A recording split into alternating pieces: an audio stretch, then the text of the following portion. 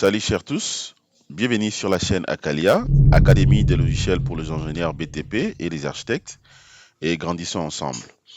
Les amis, nous allons donc enchaîner nos séries de formations. Hier, nous avons travaillé sur les chapitres premiers, dont le chapitre 1, c'était justement sur les généralités ainsi que la modélisation. Alors ce matin, nous allons enchaîner le chapitre 1, question de comprendre notamment ce qu'on appelle la barre des titres, ce qu'on appelle la barre des menus, ce qu'on appelle la barre d'outils, ainsi de suite. Alors, à l'entrée des jeux, ce qu'il faut déjà noter, c'est que le logiciel Robot Structural Analysis, c'est un logiciel purement professionnel. C'est-à-dire que ce n'est pas intéressant, étant qu'ingénieur, de venir tout simplement comme ça, sans pourtant maîtriser sa configuration, sans pourtant maîtriser ce qu'on appelle la barre des titres, sans pourtant maîtriser ce qu'on appelle la barre des menus, tout comme la barre d'outils, et que vous venez directement débuter un projet. C'est pas bon. C'est pas bon, donc c'est vraiment important de comprendre d'abord sa configuration d'une manière générale. Et là, quand vous allez maintenant commencer à débuter un projet, vous n'aurez pas assez de soucis. Donc, je vais une fois de plus travailler ensemble avec vous, question d'aider notre communauté.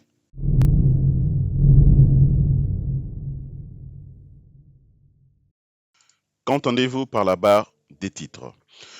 Ce qu'il faut savoir, hormis les commandes usuelles d'une fenêtre Windows, la barre des titres est la zone qui contient justement le nom et la série du logiciel, le nom du projet ou de l'affaire actuelle ainsi que l'état de calcul. C'est ça ce qu'on appelle justement la barre de titre.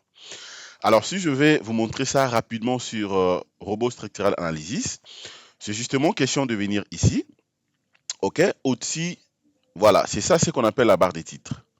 Donc c'est tout ça. Ok, au-dessus, vous avez donc la possibilité de voir et justement, donc, les logiciels que vous êtes en train d'utiliser, c'est robots 2000 combien par exemple? Est-ce que c'est 2024, c'est 2025, 2026, ainsi de suite. Et puis de l'autre côté, ça vous donne également l'aperçu d'entrer en fait des mots-clés, ok? Mais également ce qu'on appelle les expressions que vous souhaitez, question de développer beaucoup plus votre logiciel. Donc, au-delà de ça, à part la barre des titres, il y a ce qu'on appelle la barre des menus. La barre des menus, c'est quoi? La barre des menus, en réalité, ou on appelle ça la barre des menus ou les menus déroulants. Donc, on contient justement plusieurs onglets qui renforment toutes les commandes et outils qui permettent justement l'étude complète d'une structure sur robot. Structural Analysis professionnel. Alors, cette barre des menus se présente comme suite. C'est ça ce qu'on appelle la barre des menus. Vous avez au-dessus donc l'onglet fichier, l'onglet édition, affichage, structure, chargement, analyse, résultat, dimensionnement, outils, module complément ou complémentaire, ainsi que la fenêtre. Donc c'est ça la barre des menus. Donc pour bien comprendre ça, je peux venir là, je rentre, ok? C'est ça ce qu'on appelle la barre des menus. Donc fichier, édition et tout ce qui va avec. C'est là où généralement on a généralement l'habitude d'évoluer, soit de faire d'autres paramétrages. Ok, en termes bien évidemment d'édition, ou bien si je vais dimensionner directement un projet, je peux venir à partir d'ici. Ok, donc je quitte de la modélisation vers les dimensionnements. Mais aussi, au-delà de ça, si je vais vérifier la structure en termes bien évidemment, la manière dont je travaille, est-ce que tout est correct, je n'ai pas d'erreur, je peux venir à partir d'analyse, je le fais là-dessus. Même les résultats, je peux le faire ici. Donc tout ça, c'est ce qu'on appelle la barre de menu. Ok, donc dedans, il y a plusieurs onglets. Alors, à part la barre de menu, il y a également ce qu'on appelle la barre d'outils. La barre d'outils représente les commandes et les outils disponibles dans la barre de menu. Ceci justement afin de faciliter le travail de l'utilisateur sur l'application ou sur le logiciel. Vous voyez, donc c'est ça en fait la barre d'outils, à ne pas confondre. Il y a une différence entre la barre d'outils, la barre des menus, ainsi que la barre des titres. Donc la barre des menus, je viens de vous le montrer, là maintenant c'est la barre d'outils. Ok? Alors pour bien voir ça, c'est question seulement de venir ici. Voilà, donc c'est ça.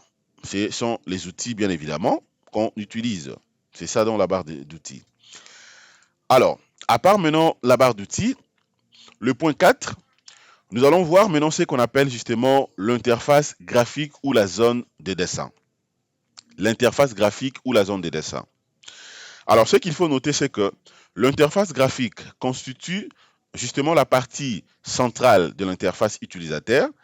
Elle constitue la planche à dessin à espace illimité, celle-ci permet justement une représentation graphique de la structure à étudier. Elle contient également pour cela plusieurs éléments tels que la règle, la grille, ok, dans le view, qui bien évidemment, l'orientation des axes, dans le repère global, les onglets des chargements d'axes. Alors, en termes bien évidemment du point de vue pratique, pour comprendre ce que je suis en train de dire, ce qu'il faut noter, c'est que l'interface graphique ou la zone des dessins, c'est justement la partie que vous voyez ici. C'est tout ça. Vous avez donc le gris qui sont là, vous avez donc la règle qui est là également, vous avez donc cette icône, ok, dans le kib qui nous donne la possibilité de quitter justement dans la dimension 2D vers la dimension 3D. Ok, donc c'est ça. Alors, si je vais peut-être par exemple voir tout simplement donc la vie, bien évidemment la vie en face ou la façade principale, comme nous avons généralement l'habitude de le dire, c'est question de venir ici, je clique sur avant et puis, eh ben, je pourrais directement avoir ça sans problème. Vous voyez? Alors, au-delà de ça maintenant, si je vais rentrer rapidement ici, je rentre maintenant au niveau du fichier. À part maintenant l'interface graphique ou la zone des dessins, je vais également vous montrer ce qu'on appelle la barre d'état. Ok, ça c'est la barre d'état. La barre d'état c'est quoi? Barre se trouvant en bas de la zone graphique et qui indique l'état d'avancement des calculs.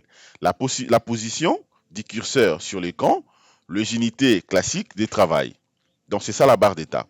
Pour bien voir ça, c'est question seulement de venir ici, de rentrer là. Ok, donc vous cliquez à partir d'ici, c'est ça ce qu'on appelle la barre d'état.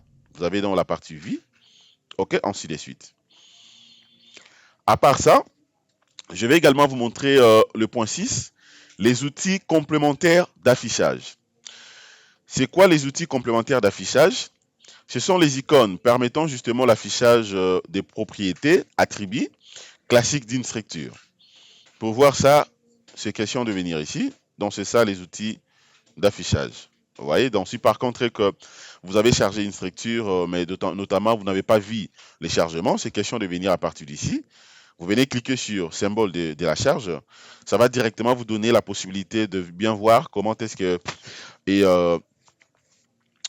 vous avez appliqué donc la charge. De l'autre côté, c'est question de voir la description de vos valeurs, ainsi de suite. Et il y a également ce qu'on appelle la gestion d'objets ou les gestionnaires d'objets. Les gestionnaires d'objets qui peut donc se transformer en un autre type de gestionnaire en fonction bien évidemment du matériau étudié, permet justement la gestion de chaque élément de la structure se trouvant sur la zone graphique. C'est ça donc ce qu'on appelle la gestion ou bien les gestionnaires d'objets. Ok? Alors, qu'est-ce qu'on nous dit également ici? Notez bien. L'utilisation des commandes et outils disponibles dans la barre d'outils et de menus en fonction bien évidemment de plusieurs paramètres, notamment les règles, les règles, les règles des connaissances et de l'utilisateur. Les types de structures étudiées, les types de résultats attendus, mais aussi un appétissant sur une théorie explicative des commandes serait donc annuelle pour l'utilisateur et par conséquent peu utile. Donc, eu égard à cela, l'ouvrage n'a pas donc pour objet.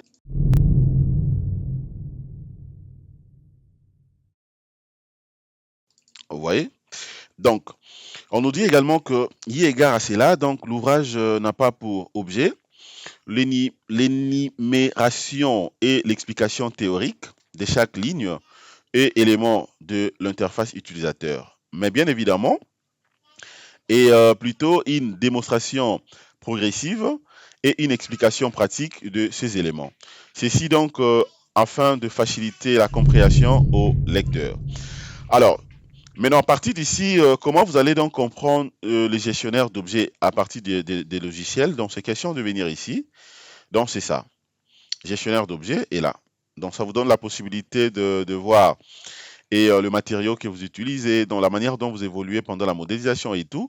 Alors, s'il faut peut-être même changer la configuration de matériaux, on peut les changer à partir d'ici. On pourra voir ça pendant que nous allons débuter un projet réel. Voilà, donc les amis, voilà ce que je voulais déjà vous montrer à ce qui concerne les outils. Alors, maintenant, après ça, nous allons voir, cette fois-ci, ça sera dans le point 1.3, la configuration du logiciel. Alors, j'aimerais justement vous noter, c'est que tout ce que je vous ai montré jusque-là, ce n'est pas la configuration du logiciel. Donc là, c'était d'abord, je vous ai montré, comme je l'avais dit au début, la présentation du logiciel. OK? Comment est-ce que le logiciel se présente? Donc, c'est en fait ça. Maintenant, là, on pourra passer pour voir maintenant la configuration de logiciel. Comment donc vous serez donc à mesure de configurer très très bien le logiciel pour ne pas avoir de problèmes pendant la modélisation, pendant les dimensionnements, pendant la vérification. C'est très très très très important. Merci de votre disponibilité les amis. Excellente journée. Au revoir.